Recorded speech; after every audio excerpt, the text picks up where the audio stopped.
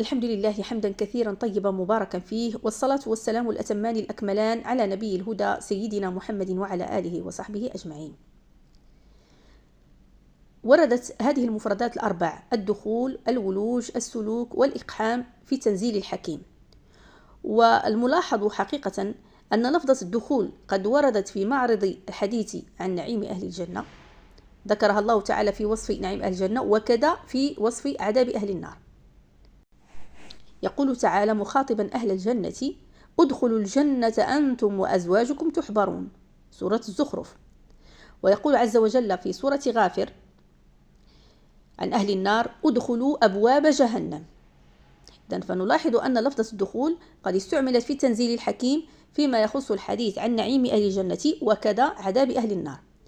أما بالنسبة لباقي المفردات وهي الولوج، السلوك، والإقحام، فإنها لم تستعمل في تنزيل الحكيم إلا في معرض الحديث عن عذاب أهل النار، ولم ترد إطلاقا فيما يخص وصف نعيم أهل الجنة، فمن لمس البيان في ذلك. إن لفظة الدخول عامة، فجاء ذكرها في وصف كل من الجنة والنار. يقول المولى تعالى: ادخلوا الجنة بما كنتم تعملون، سورة النحل. يقول سبحانه في سورة غافر: ادخلوا أبواب جهنم. أما الولوج والذي يعني الدخول في مضيق، فقد ورد ذكره في سياق الحديث عن الذين استكبروا عن عبادة الله. يقول تعالى في سورة الأعراف: إن الذين كذبوا بآياتنا واستكبروا عنها لا تفتح لهم أبواب السماء ولا يدخلون الجنة حتى يلج الجمل في سم الخياط.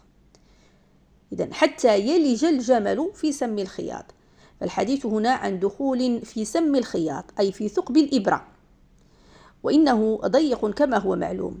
أما أبواب الجنة فهي واسعة، وقد قال النبي صلى الله عليه وسلم: والذي نفس محمد بيده إن بين المصراعين من مصاريع الجنة أو ما بين عضادتي الباب كما بين مكة وهجر، أو كما بين مكة وبصرى.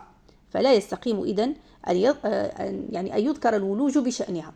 إذن بالنسبة لأبواب الجنة لا يستقيم أن يذكر التنزيل الولوج بشأنها، لأن كما قلنا الأبواب أو ما بين مصراعين من مصاريع الجنة شاسع جدا، فكلمة الولوج هذه المفردة تستعمل لما هو ضيق، وبالتالي جاء ذكرها في سورة الأعراف عند الحديث عن دخول الجمل في سم الخياط أي في ثقب الإبرة، وفي معرض الحديث عن الذين استكبروا والذين لن يدخلوا الجنة وأنهم سيدخلون إلى النار. هذا بالنسبة للمفردة الثانية، مفردة الولوج. المفردة الثالثة السلوك. نلاحظ أيضا أن لفظة السلوك والتي تعني الدخول، يعني من أحد معانيها الدخول، هي دخول لكنه دخول خاص، أو هو دخول بيسر. هذه المفردة استعملت في سياق الحديث عن أهل النار، ولم تستعمل إطلاقا في معرض الحديث عن أهل الجنة.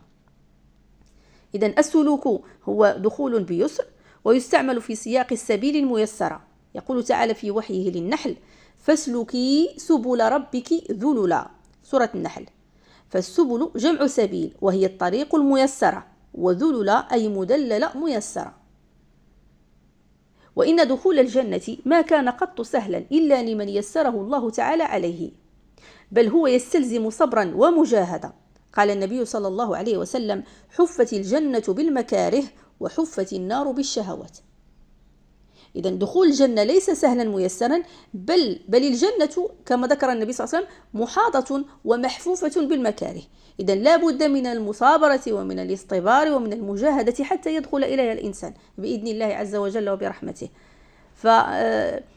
فلا يستقيم ذكر السلوك في معرض الحديث عن الدخول إلى الجنة، بينما نجد أن هذه المفردة قد ذكرت في وصف عذاب النار. يقول تعالى حكاية عن أهل النار: في سلسلة ذرعها 70 ذراعا فاسلكوه. وكما جاء في الحديث: حفت النار بالشهوات، يعني أن الدخول إلى النار سهل لأنه عبارة عن منزلق، ولأن النار قد حفت بالشهوات. طبعا الدخول إلى النار أيسر من الدخول إلى الجنة، نعوذ بالله من النار وما قرب إليها من قول أو عمل. بالنسبة للمفردة الرابعة والأخيرة هي مفردة الإقحام. كذلك هذه المفردة لا نجدها عند الحديث عن الجنة في تنزيل الحكيم. لماذا؟ لأن ما معنى الإقحام؟ الإقحام هو الدخول في شدة مخيفة. يقول المولى تعالى في وصف حال أهل النار في سورة صاد: هذا فوج مقتحم معكم لا مرحبا بهم، وقحم الفرس فارسه إذا توغل به ما يخاف عليه.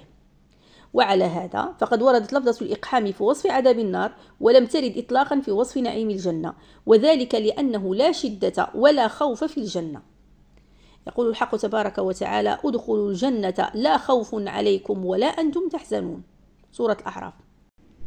وإنما ذكر الاقتحام لأجل دخول الجنة في سياق الحث على المجاهدة والمصابرة في الدنيا في دار الكد والابتلاء. يقول تعالى في سورة البلد: فلا اقتحم العقبة. إذن لفظة الاقتحام قد وردت لدخول الجنة، ولكن هذا الاقتحام يكون في الدنيا.